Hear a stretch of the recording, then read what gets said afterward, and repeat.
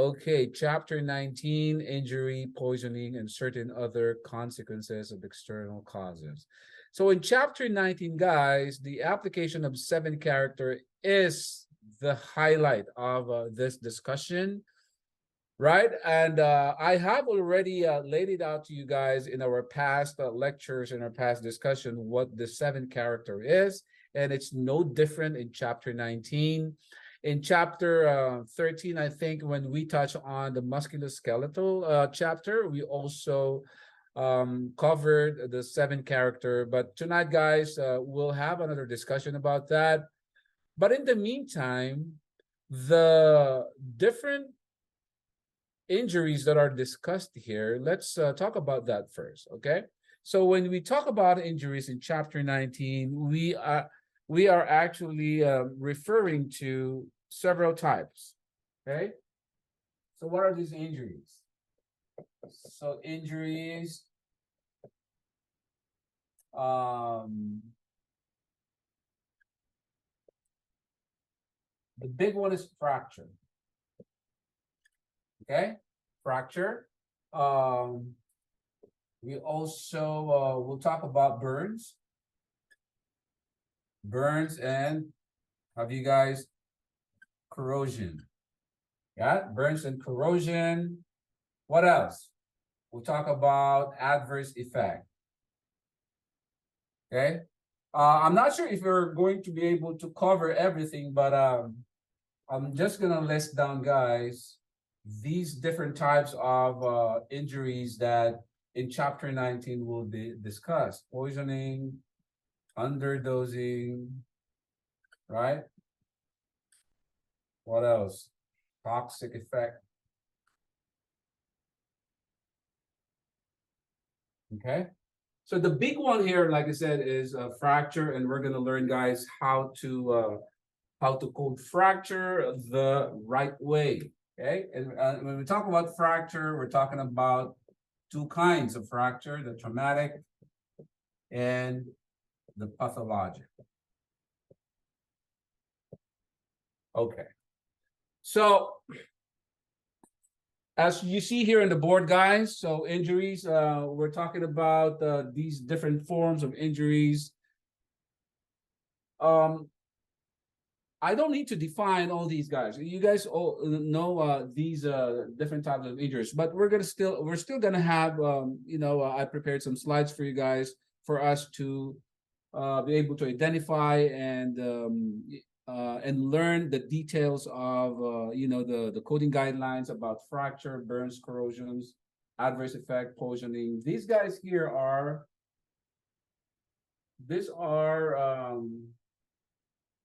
drug and chemical related. Drug and chemicals related. Okay. So these are what we're going to cover in chapter 19. Okay. First, let's talk about the 7-character. Okay. 7-character of the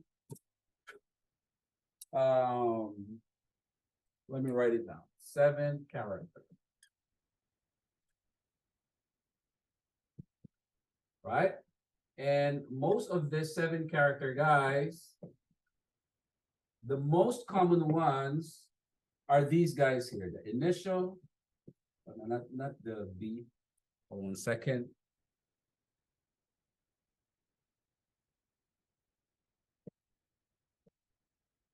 Subsequent. And this one is sequela. Do you guys still remember our discussion about the 7-character back in the day? It was, it seems like a long time ago, right? But do you guys remember our discussion on this, guys, here? Yeah? Okay, if you don't remember, or it's kind of like, oh, Christina, you remember. Yes. So let's refresh our memory on these 7-character, guys. First, let's go to the guidelines. What does the guideline say about 7-character? Let's read here. Most categories in Chapter 19 have a 7-character requirement for each applicable code. Most categories in this chapter have 3 7-character values, with the exception of fractures. A, initial encounter; D, subsequent encounter; and S, sequela. Categories for traumatic fractures have additional 7-character values. While the patient may be seen by a new or different provider over the course of treatment for an injury, assignment of the 7-character is based on whether the patient is undergoing active treatment and not whether the provider is seeing the patient for the first time. So I'm just going to focus here on the first paragraph, guys, because this is actually the gist of the principle or the application of the 7-character. Okay, so let's talk about the initial. What we just read from the guidelines, guys, is that the application of the 7-character, most of these injuries have this 3 7-characters that are usually attached to the code. And when we talk about 7-character, of course, it has to be positioned in the last digit, because the ICD-10 code, guys, is up to 7-character long. And we have already learned that if your initial code or your subcategory code is not 6-character long, what are you going to do with an empty space? You are to provide the placeholder X, right? So we already know that. I'm not going to go into detail of that discussion of that lecture, because those are basic rules that you need to commit that to your memory. Okay, so again, the 7-character has to be placed in the 7-character. You are not to assign, let's say, for example, you're assigning letter A, you're not to assign it on the 6th digit or the 5th digit. If the subcategory codes are not 6-character long, you have to fill in those spaces with your X, placeholder X.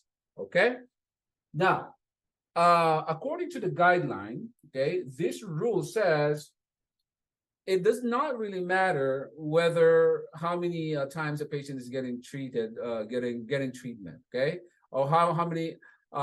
It doesn't really matter whether a patient is being seen for the first time or been seen for multiple times by the provider. The main determination of how you apply these the 7-character is you have to know or determine whether the patient is still receiving active treatment or not. So that's where your decision of assigning the 7-character will be based upon, which means that when you're reading the chart of the patient, know or identify or determine if a patient still continues to receive active treatment. Because if the patient continues to receive active treatment, and note the word active, guys, active means continuously, right? So if the patient continues to receive active treatment, your 7-character will have to be the initial. Okay, will have to be the initial right here. And most of the time, the initial 7-character is represented by letter A. Most of the time.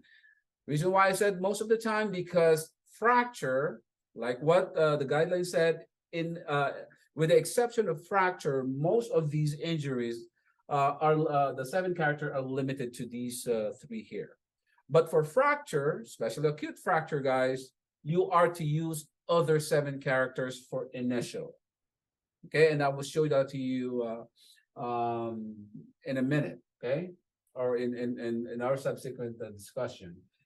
So again, let me repeat: if the patient continues to receive active treatment, continuous treatment, your 7-character will remain A. It doesn't matter whether this is the patient's 3rd visit, or this is the patient's 5th or 6th or 10 episodes that the provider has seen the patient. As long as the patient is receiving active treatment for that injury, your 7-character is going to be initial. Okay. Now, after all these treatment had already been completed, done, finished, okay, whatever you want to say that, your 7 character will now have to be the subsequent, okay? Which means that there's nothing more to be done with the patient. It's, if this was acute injury, all the stitches, all the positioning of the bones, the fracture have already been restored to its original anatomical position, and the patient wound is healing properly, right?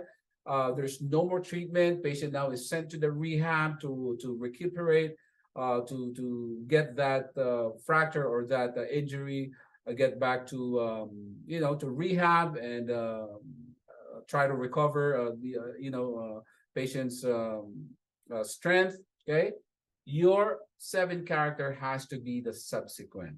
Now, most of the time, again, your subsequent 7 character is represented by letter D, with the exception of fracture. Okay, which we will touch on in a little bit. Now, your last 7 character here is the sequela. Okay, for all injuries, guys, when you're talking about sequela, this is your 7 character represented by letter S. And it is also important that you understand the meaning of sequela. Okay, sequela, guys, is a new condition or a condition that was a result or a late effect of the old injury. Okay, the old injury that was already been treated, that had already been cured, and because of that old injury, patient now is having this new condition, and the patient's complaint is about this new condition brought about by the previous injury that was already healed. That is your sequela.